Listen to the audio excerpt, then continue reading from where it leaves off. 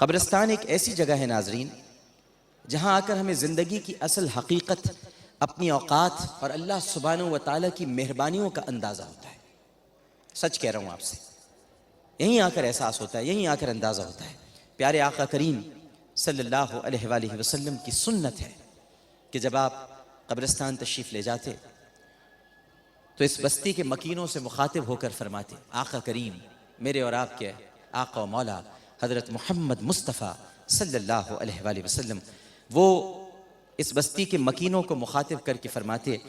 السلام علیکم یا اہل القبور یغفر اللہ لنا ولکم وانتم سلفنا ونحن بالاثر۔ اے قبر والوں تم پر سلام ہو، اے قبر والوں تم پر سلام ہو، اللہ ہماری اور تمہاری مغفرت فرمائے۔ تم لوگ ہم سے پہلے چلے گئے اور ہم تمہارے بعد آنے والے ہیں۔ ناظرین کرام، بہت ادب کے ساتھ عرض کروں گا کہ اس قبرستان میں آنے کے بعد مجھے یہ نہیں معلوم ہو رہا کہ یہاں کس مہاجر کی قبر ہے، یا کس پختون کی قبر ہے، یا کس پنجابی کی ہے، کس سندھی کی ہے، کون سرائی کی یہاں پر دفن ہے۔ اس لیے کہ مٹی میں ملنے والے اب مٹی میں ہی مل چکے ہیں، اب ان کی کوئی قومیت نہیں ہے، کوئی شناخت نہیں ہے۔ یہاں قومیتوں کی نسبت سے لوگوں کو پہچانا نہیں جاتا، یہاں اعمال کی نسبت سے پہچانا جاتا ہے، کس کے کیسے اعمال ہیں۔ یہاں کوئی اپنی قوم کی سند لے کر دفن نہیں ہو رہا، اور یہاں یہ بھی نہیں پتا کہ برابر میں کوئی کمتر درجے کا فرد دفن ہے اور اس کے برابر میں کوئی انڈسٹریلسٹ یہاں پر موجود ہے، کوئی صنعت کار، کوئی سرمایہ دار۔ اس زمین پر، اس خاک کے پیوند پر سب برابر ہیں۔ یہ جو پیوند لگے ہوئے ہیں خاک پر، کوئی بڑا پیوند ہے، کوئی چھوٹا پیوند ہے، کوئی بہت ہی چھوٹا پیوند ہے، یہ سارے پیوند برابر ہیں۔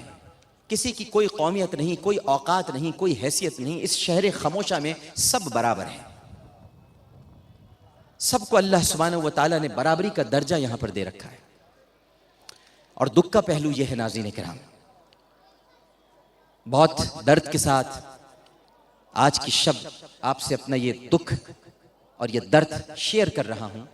اور یہاں جتنے میرے ساتھ اس وقت لوگ موجود ہیں وہ بھی یہ سماعت فرما رہے ہیں۔ ہو سکتا ہے، ممکن ہے کہ اس قبرستان میں بہت سارے بچوں نے یہ سوچا ہو، یہاں بزرگ کھڑے ہیں، شاید انہوں نے یہ سوچا ہو، اور کچھ نوجوان یہاں پر موجود ہیں، انہوں نے یہ سوچا ہو کہ اس بار اس قبرستان میں ہم اپنے والد کے ساتھ یا اپنے بھائی کے ساتھ یا اپنے چچا کے ساتھ اپنے دادا کی قبر پہ آئیں گے، اپنے نانا کی قبر پہ آئیں گے، لیکن گزشتہ ایک ہفتے کے دوران ہونے والی ٹارگٹ کلنگ کے بعد ہو سکتا ہے کہ وہ اپنے باپ کی ہی قبر پر آئیں، ممکن ہے، ہو سکتا ہے کہ وہ اپنے بیٹے کی قبر پہ آئیں۔ حالانکہ ان کا منصوبہ تو یہ تھا کہ اس شب برات دادا کی قبر پہ جائیں گے، بچے کی انگلی تھام کے، اس کا ہاتھ پکڑ کے، لیکن ان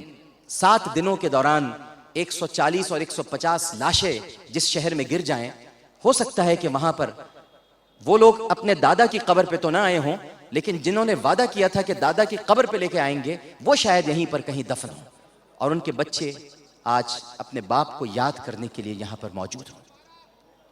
بہتوں کے کفن ابھی میلے نہیں ہوئے ہیں، لیکن ہمارے دل میلے ہو گئے ہیں، ہمارے قلوب میں گرد جم گئی ہے، ہماری آنکھوں نے ان قبروں کی حقیقت کو فراموش کر دیا ہے۔ ہم بھول گئے ہیں کہ یہی حقیقت ہے، یہی ہمارا آخری مقام ہے۔ ہم نے بھلا دیا ہے آخرت کو، ہمارے دلوں سے خوف خدا نکل گیا ہے۔ مارنے والوں کو بھی نہیں معلوم اور مرنے والوں کو بھی نہیں معلوم کہ یہی وہ شہر ہے جہاں پر آ کر آباد ہونا ہے۔ سیدنا شیخ عبد القادر جیلانی رحمہ اللہ تعالی غنیت الطالبین میں ارشاد فرماتے ہیں، بڑے ادب کے ساتھ عرض کروں گا، اور یہاں تمام لوگوں کی اصلاح کے لیے بھی ہے، اپنی اصلاح کے لیے بھی، اور جتنے ناظرین اس وقت پوری دنیا میں ہماری یہ ٹرانسمیشن دیکھ رہے ہیں ان تک بھی یہ کہنا چاہوں گا کہ شیخ عبد القادر جیلانی رحمہ اللہ تعالی غنیت الطالبین میں ارشاد فرماتے ہیں کہ اس رات کئی قبریں کھد گئی، اور قبر والا اس حقیقت سے بے خبر، اپنے عیش اپنے سرور میں مست ہے۔ اس رات کئی قبریں کھد گئیں، اس رات کئی کفن دھل گئے، اور کفن والا بازار میں گھوم رہا ہے، اسے نہیں معلوم کہ اس کا کفن بازار میں آ چکا ہے اس رات۔ اور فرماتے ہیں کہ اس رات کئی مکان بن گئے، لیکن مکان والوں کی موت قریب آ گئی، اور انہیں نہیں معلوم کہ وہ اس مکان میں نہیں رہ سکیں گے، بلکہ انہیں اس مکان میں آ کے رہنا ہوگا۔ اور پھر فرماتے ہیں اس رات کئی ایسے آدمیوں کی تباہی اور بربادی کا فیصلہ ہو گیا جو ملک اور حکومت چاہتے تھے، لیکن انہیں نہ ملک ملا نہ حکومت ملا، ہاں قبر ضرور ملی۔ شیخ عبد القادر جیلانی رحمہ اللہ تعالی۔ آپ دیکھ سکتے ہیں ناظرین کرام کہ یہاں نئی، پرانی، کچی، پکی ساری قبریں موجود ہیں، آپ کی نظروں سے گزر رہی ہوں گی،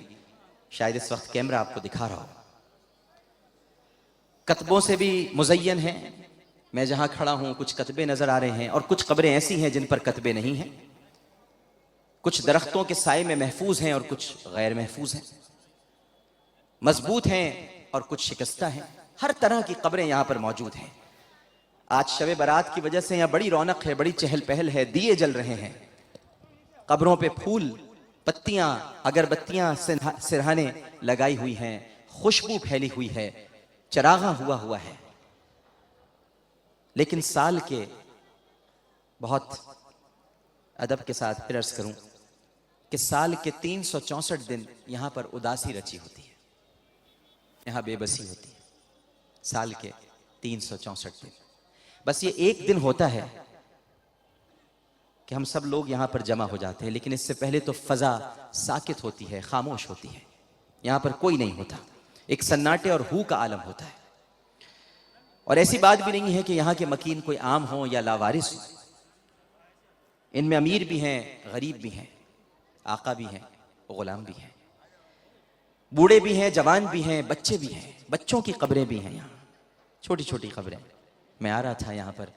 گو کہ قبریں پھلانگنا نہیں چاہیے، بہت برا ہوتا ہے قبروں کو پھلانگنا، لیکن جس مجبوری میں یہاں آنا پڑا